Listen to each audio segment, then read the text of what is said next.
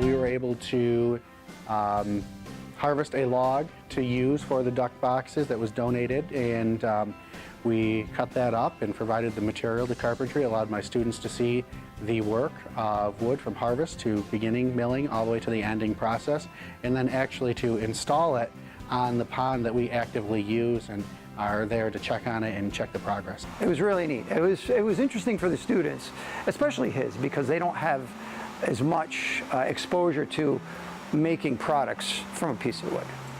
Engineering provided the plans. They did the research in regards to dimension, size, material to be used, and then we worked together with them to determine the height of the boxes and what habitat would be suitable, and then we installed it together. They had a lot of fun doing it. As a matter of fact, we had to kind of get in the water a little bit, drive some posts in the ground, but that's part of the process, is you have to be a little more creative because we can't float.